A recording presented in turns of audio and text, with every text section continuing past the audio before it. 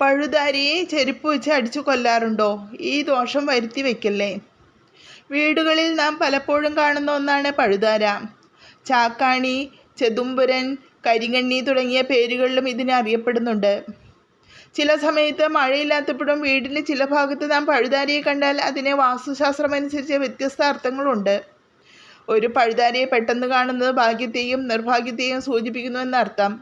പഴുതാരയെ രാഹുവിൻ്റെ പ്രതീകമായിട്ടാണ് വാസ്തുവിദഗ്ധർ കണക്കാക്കുന്നത്. പഴുതാരയെ നിങ്ങൾ വീട്ടിനുള്ളിൽ കണ്ടാലും കൊല്ലരുത്. അതും ചെരുപ്പ് കൊണ്ട് ഒരിക്കലും തല്ലരുത്. പകരം വീടിന് പുറത്തേക്ക് എറിയുക.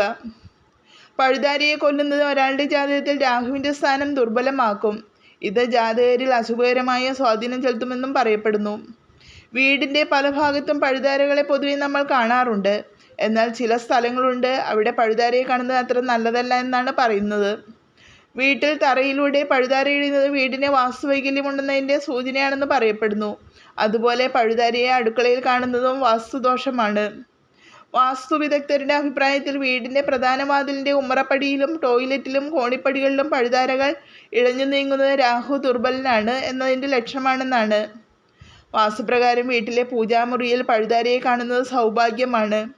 വീടിനുള്ളിൽ ഒരു പഴുതാരയെ പെട്ടെന്ന് കാണുകയും ശേഷം അപ്രത്യക്ഷമാവുകയും ചെയ്താൽ നിങ്ങളുടെ കാര്യങ്ങൾ പൂർത്തിയാകാൻ പോകുന്നുവെന്നാണ് അർത്ഥം.